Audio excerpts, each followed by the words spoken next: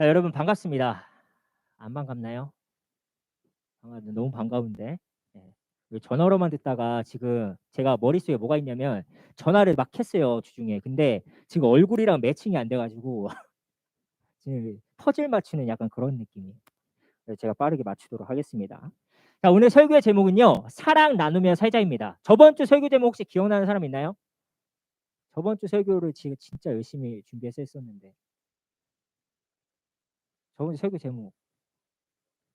아, 선생님의 입에서. 아, 어렵군요. 예.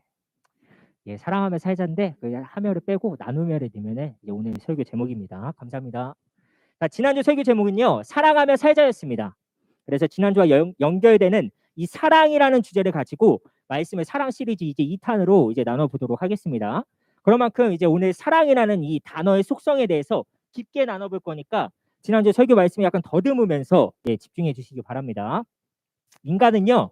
인생을 살아가면서 누구나 한 번쯤은 사랑을 하게 됩니다. 여러분 사랑해 보셨습니까? 사랑해 봤나요? 중일에겐 좀 버거운 주제였나요?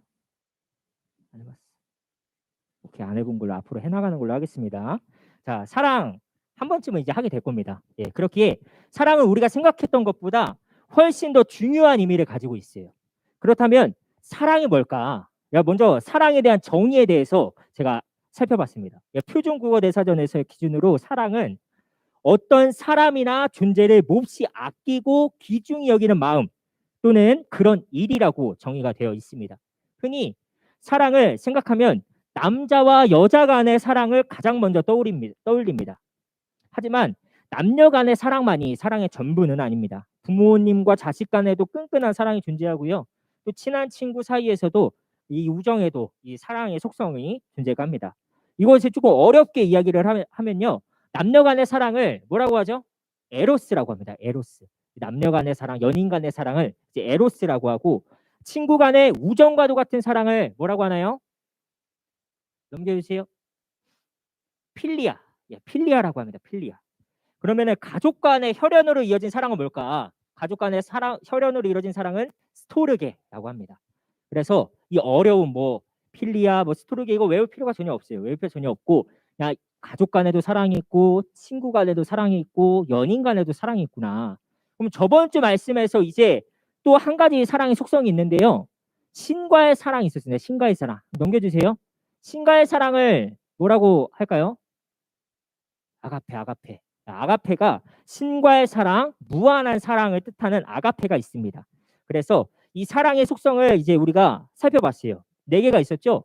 뭐 에로스, 필리아, 스토르게, 뭐 아가페가 있었는데 이 사랑의 속성에 공통점이 한 가지 있습니다. 공통점. 그 공통점이 뭘까? 대상이 필요하다는 겁니다. 혼자서는요 사랑을 할 수가 없어요. 혼자서는 사랑을 할 수가 없고 대상이 누군가 명확한 이 대상이 필요하다는 것입니다. 가족이 있어야 되고요.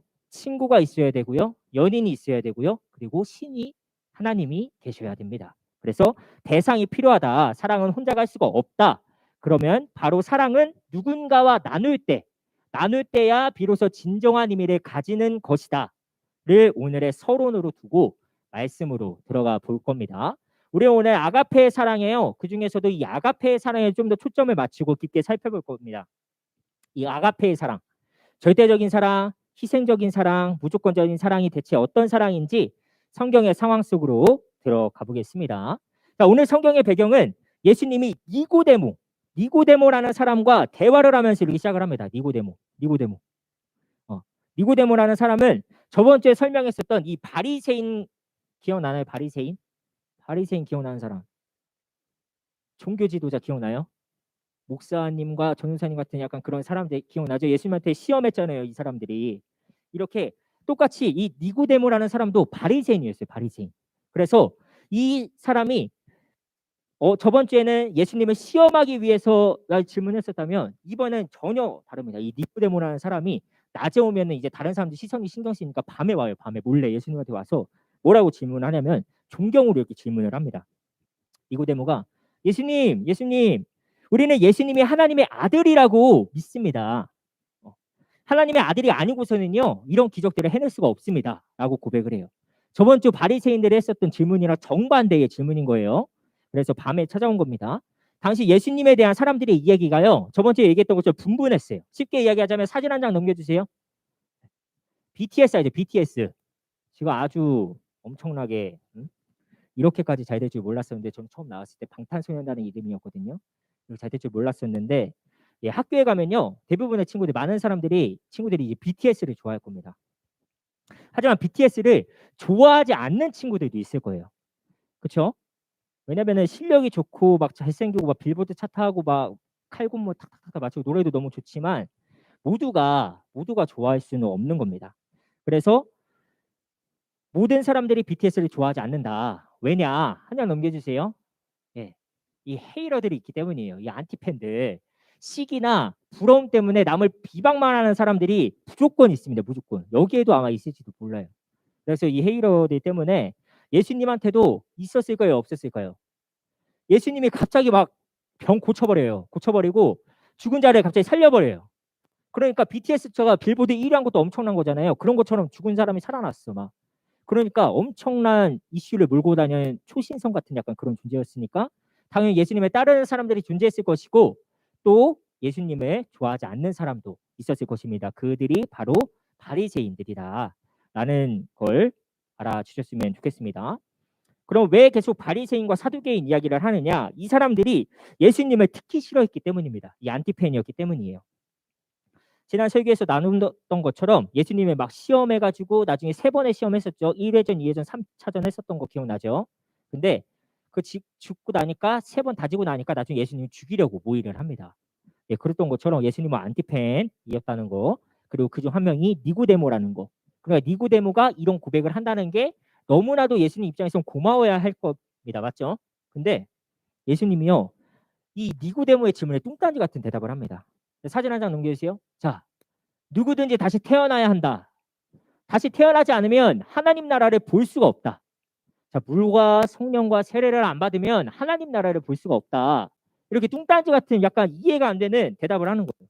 그래서 니고데모가 아니 예수님 우리 이미 어머니 뱃속을 통해서 나왔는데 왜 다시 태어나라고 하냐. 우리가 그 안으로 다시 들어갈 수가 없는데 왜 그렇게 다시 태어나라고 하냐라고 니고데모가 이야기를 합니다.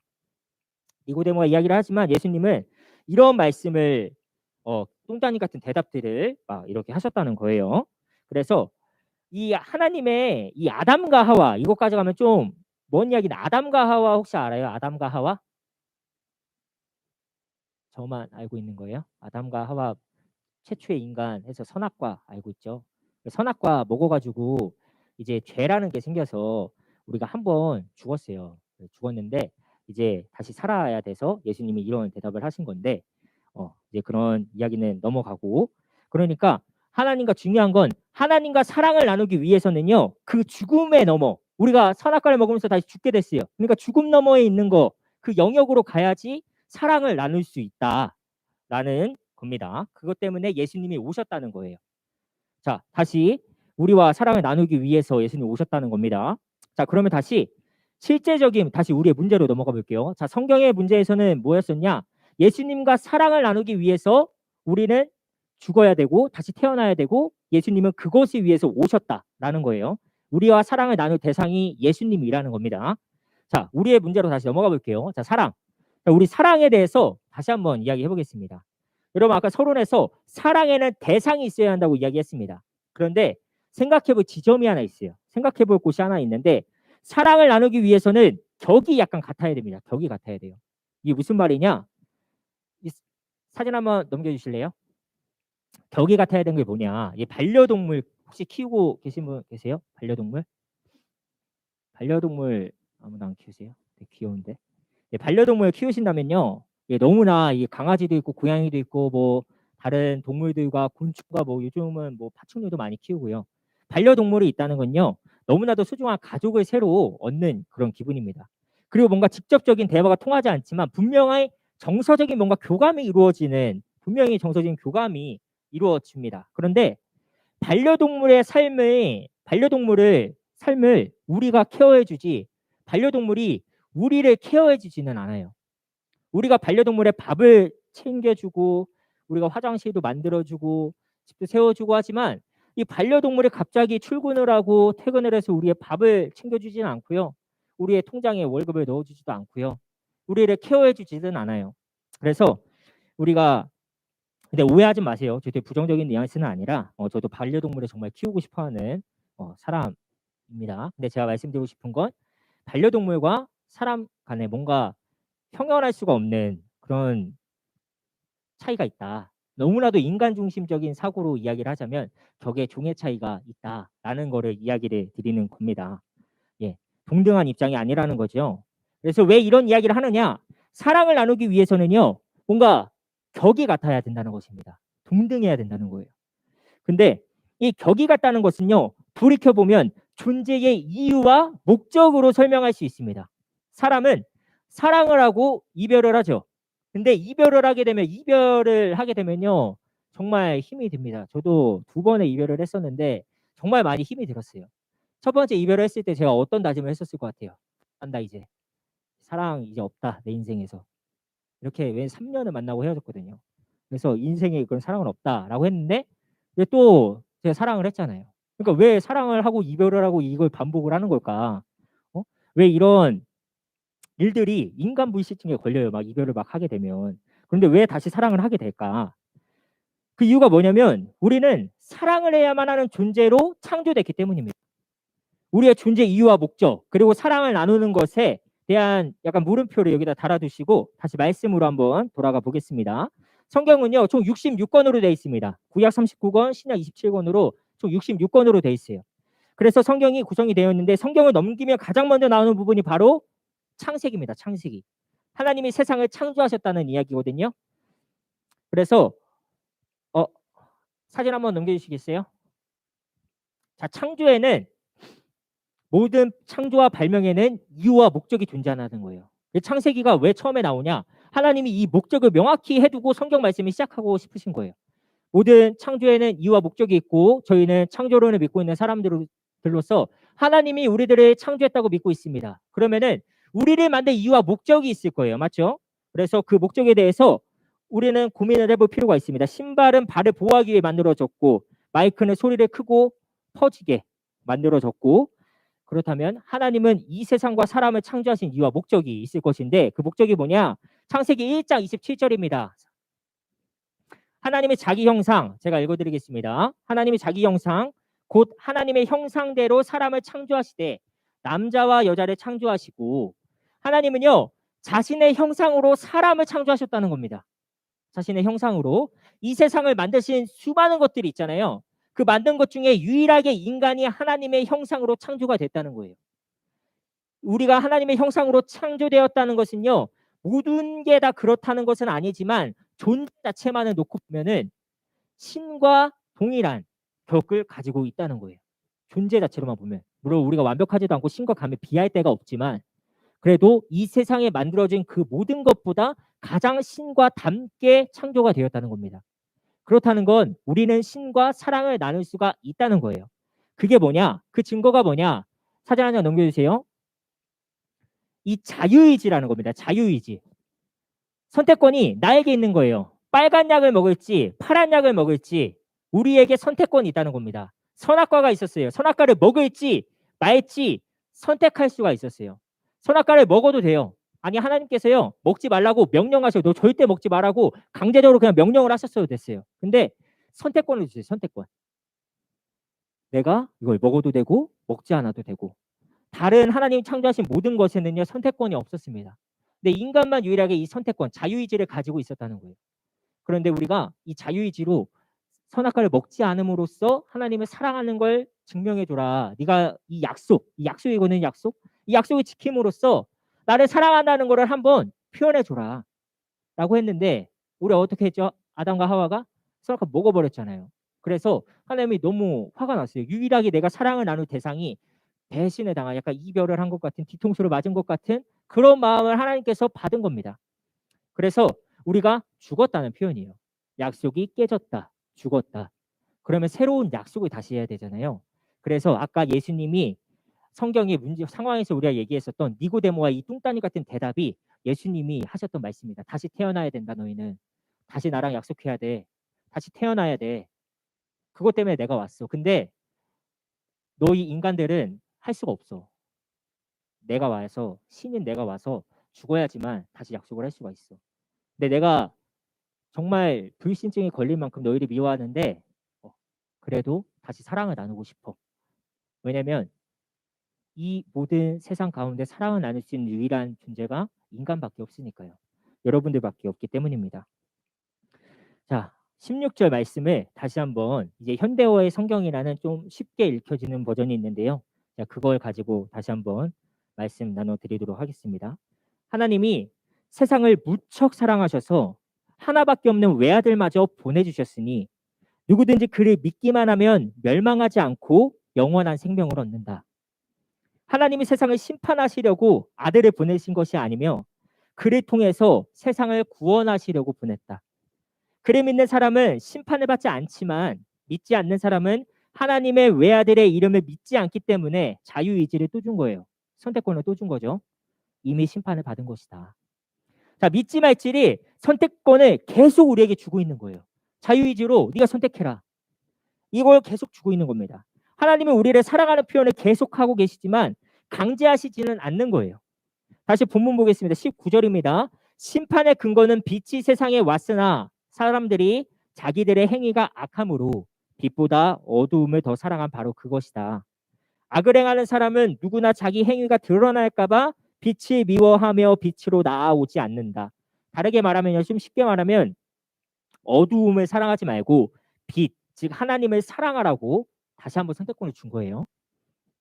자, 마지막 21절입니다. 그러나 진리대로 사는 사람은 자기가 하나님의 뜻에 따라 살고 있다는 것을 나타내기 위해 빛으로 나온다. 한마디로 빛은 언제나 그 자리에 있고 우리는 빛으로 나오기를 스스로의 의지로 선택하기만 하면 된다는 것입니다. 오늘 정말로 나오기 싫었지만 비가 와서 더 나오기 싫었지만 여기에 스스로의 의지로 나온 여러분들처럼 말입니다.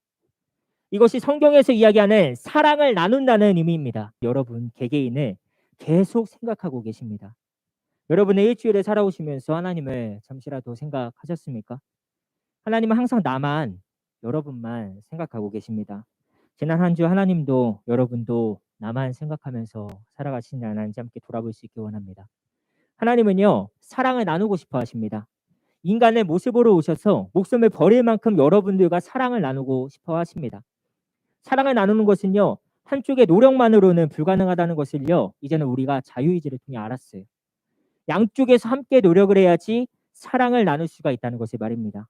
우리 함께 사랑을 나누며 살아갑시다.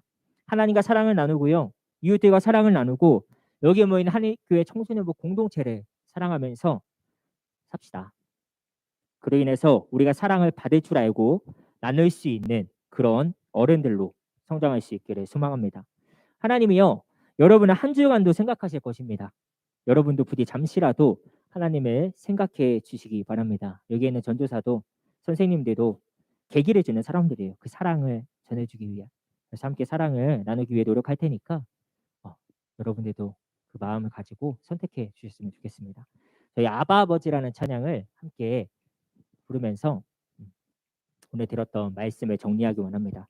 아까 제가 나를 아시고 나를 이해하시네라는 그게 제 청소년기 때 되게 와닿았다고 했잖아요. 가족에서 되게 힘든 일들이 많이 있었어요. 그래서 뭔가 그 당시에 제 생각으로는 아무도 나를 알아주지 않는다고 생각했어요. 부모님도 그렇고 나도 그렇고. 그래서 엄마 아빠가 다투면요. 저희 교회로 맨날 도망갔었습니다.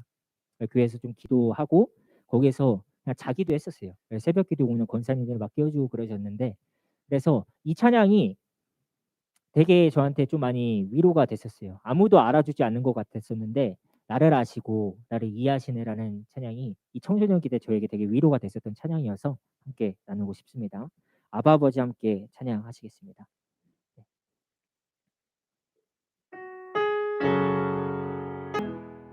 네, 기도하고 말씀 마치도록 하겠습니다. 사랑의 만하신 하나님 감사합니다. 하나님 오늘 사랑 나누며 살자라는 제목을 가지고 함께 말씀을 나눴습니다.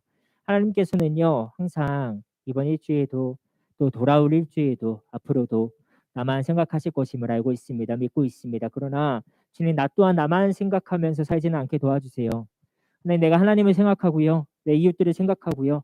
사랑하는 사람들을 생각하면서 내가 이 사랑을 나누면서 살아갈 수 있는 그런 청소년으로 어른으로 자라날 수 있도록 도와주시옵소서. 말씀 가운데 함께 해주시 믿사오며 사랑하는 예수님의 이름으로 기도드립니다. 네.